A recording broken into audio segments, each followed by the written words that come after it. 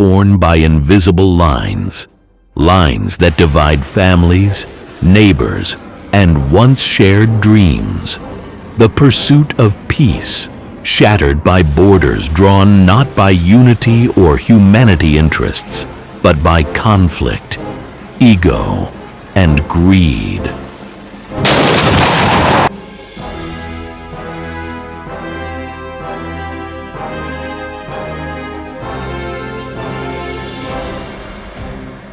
Over 100 million lives have been lost in wars over the last century. Each life, a world of its own, extinguished in the name of territory, power, or pride. And still, the cycle continues. The Great War was supposed to end all wars, but it didn't. More than 16 million lives were sacrificed on the battlefield, each one a son, a father, a brother. And yet, humanity had not learned. Only 2 decades later, an even darker chapter began.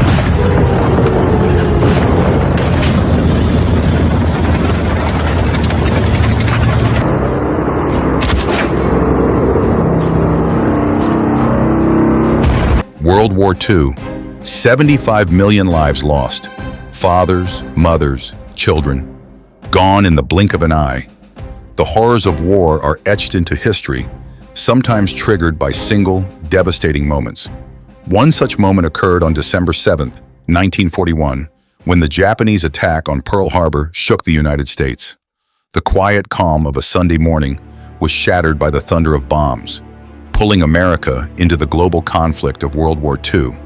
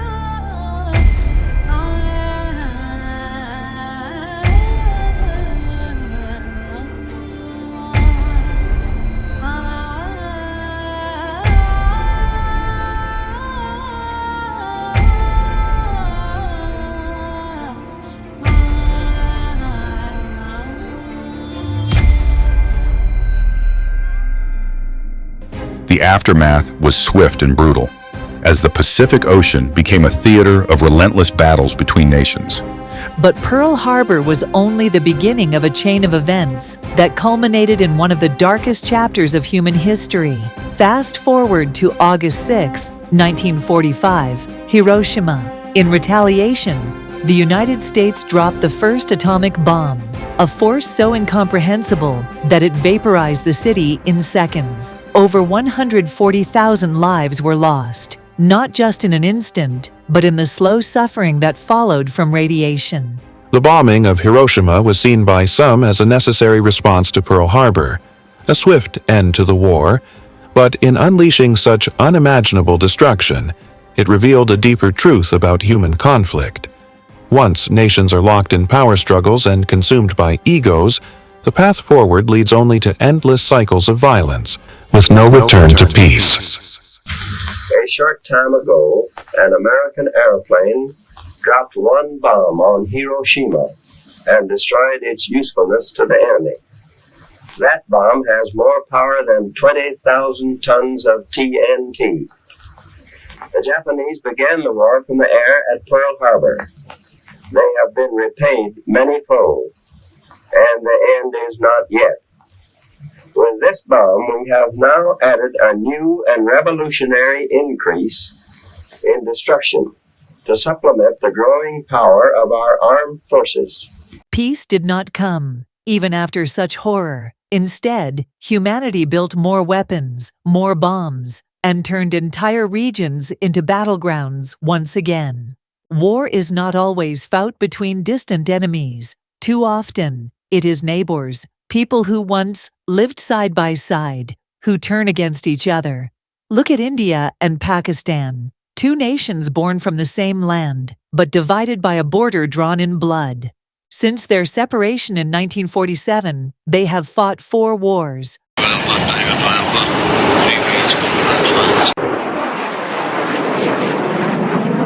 Over 1 million lives were lost in the partition alone, and the conflict over Kashmir continues to claim lives on both sides. But there's a paradox. While the governments of India and Pakistan wage wars and stoke tension, the people share a cultural bond. In Pakistan, millions flock to watch Bollywood movies, enjoying the music and stories that transcend borders. At the heart of these conflicts lies something deeper, an economic struggle. Wars are not fought solely with guns and bombs. They are fought in boardrooms, in trade deals, and in the pursuit of control over resources. And it is the ordinary people who pay the price. The conflict in Syria, over 500,000 lives lost.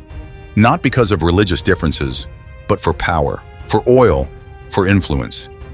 Yemen too has become a battleground, not just for soldiers, but for the starving children who face a slow, agonizing death from famine, a byproduct of war driven by economic and geopolitical interests. The pursuit of wealth, resources, and influence has led to the destruction of millions of lives. What was once a global dream of prosperity has turned into a nightmare for so many. Amid the devastation and endless cycles of war, there is one group that profits immeasurably: the defense contractors. These companies thrive on conflict, supplying the weapons, the machinery, the very tools that fuel wars. With every conflict, their profits soar. In the United States alone, the defense industry is worth hundreds of billions of dollars. But this isn't just about defense. It's about overcharging, inflating contracts, and plundering taxpayer money to build weapons that may never be used. Or worse, weapons that will be used to destroy more lives. In 2021, it was revealed that defense contractors had been overcharging the Pentagon, in some cases by as much as 1,000%. These corporations exploited their power to build the American government, and by extension the taxpayer, at exorbitant rates for services and equipment that were grossly inflated in value. Despite this staggering abuse of public funds, the Kamala Biden administration turned a blind eye, failing to curb the rampant price gouging that drained billions from the nation's resources. While millions of dollars are funneled into bloated defense contracts, ordinary Americans continue to struggle to afford basic necessities like healthcare, education, and housing. Under the neglect of the current administration, the real beneficiaries of these endless wars are not the people, but the corporations that profit from war's machinery. The weapons of war are not only killing those on the battlefield, they are slowly bleeding the very soul of our nation. Every dollar spent on overpriced missiles, tanks, and guns is a dollar stolen from the future of a child, the health of a mother, and the education of the next generation. And yet, the Kamala Biden administration fails to act, leaving Americans to pay the ultimate price.